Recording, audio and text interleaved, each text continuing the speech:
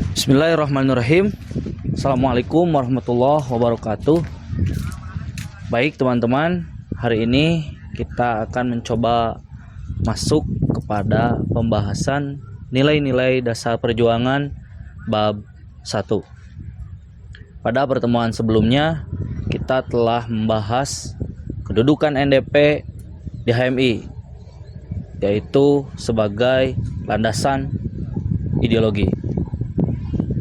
Teks NDP yang telah disahkan pada Kongres ke-10 di Palembang, yang hasil dari kajian Komisi NDP, yaitu Nurholis Majid, Syakib Mahmud, dan Endang Saifuddin Ansori, kemudian dibawa kepada seminar di Pekalongan pada tahun 1970. Saat kita membaca teks NDP bab 1, kita akan bertanya, mengapa dasar-dasar kepercayaan dijadikan bab 1 oleh Nurholis Majid? Kemudian kenapa kalimat yang digunakan adalah dasar-dasar kepercayaan, bukan kepercayaan dasar? Kita pun bisa melanjutkan pertanyaan tersebut dengan, sebenarnya kerangka berpikir dari NDP bab 1 itu seperti apa, dan bagaimana merelevansikan antara pemikiran yang terkandung di dalam NDP kepada kehidupan sehari-hari. Atau teman-teman bisa mengajukan pertanyaan, sebenarnya dalam kondisi seperti apa sehingga Nurholis Majid terpikirkan untuk menulis gagasan tentang NDP? Apa yang dia lihat, apa yang dia dengar, pengalaman apa yang menjadikan NDP tersebut hadir di dalam benak Nurholis Majid?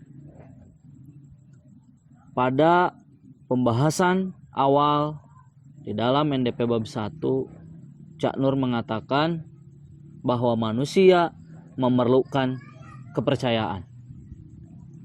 Setiap manusia tanpa terkecuali.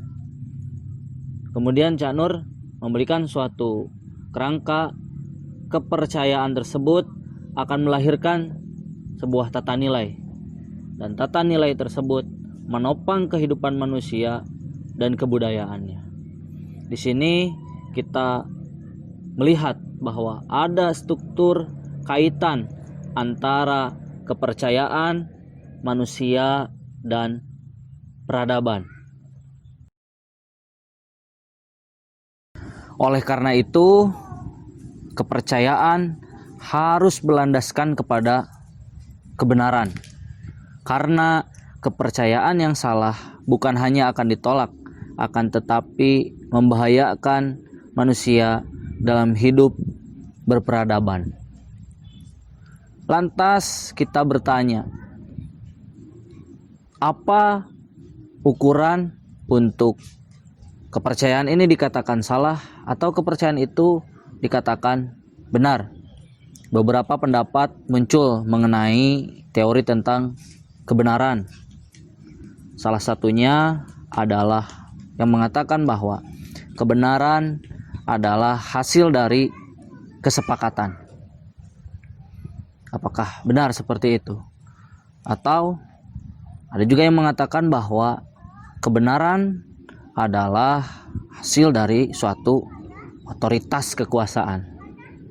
Sebagian yang lain mengatakan kebenaran adalah kesesuaian antara suatu tindakan dengan teori yang telah dikemukakan pada zaman sebelumnya, itu menjadi sebuah ukuran untuk suatu tindakan itu benar atau salah.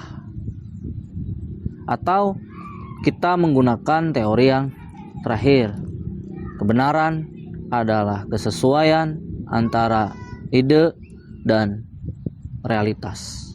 Persoalannya sekarang bagaimana kita menjelaskan kepercayaan ini memiliki dasar-dasar. Kemudian dasar-dasar yang menjadi dasar kepercayaan itu apa yang ingin dijelaskan oleh Nurholis Majid. Baik, kita akan mencoba masuk kepada apa sebenarnya yang menjadi dasar-dasar dari kepercayaan. Misalkan apabila teman saya ditanya, kenapa kamu memiliki kepercayaan? Ada sebagian teman yang mengatakan, karena kepercayaan ini adalah kepercayaan yang juga dipercayai oleh orang tua saya. Sehingga kenapa saya memiliki kepercayaan seperti ini? Melainkan adalah karena turunan, seperti itu. Atau apabila ditanya misalkan, kenapa Anda memiliki kepercayaan seperti itu? Oh, karena kepercayaan seperti ini memang diwajibkan di negara saya. Atau ketika ditanya, kenapa kamu memiliki kepercayaan tertentu? Oh, karena ini hasil kesepakatan di kampung saya, memang kepercayaannya adalah kepercayaan yang ini, bukan yang lain. Atau misalkan apabila ditanya, kenapa Anda memiliki kepercayaan tertentu? Jawabannya adalah karena kepercayaan saya sesuai dengan teori tertentu. Kira-kira yang tepat menjadikan landasan untuk sebuah kepercayaan itu yang mana? Apakah kepercayaan itu karena turunan, atau otoritas dari suatu kekuasaan, ataukah kesepakatan, atau karena kepercayaan itu berlandaskan pada teori dari tokoh tertentu? Kita akan mencoba menguraikan hal tersebut pada pertemuan selanjutnya. Sekian, billahi taufiq wal hidayah. Assalamualaikum warahmatullahi wabarakatuh.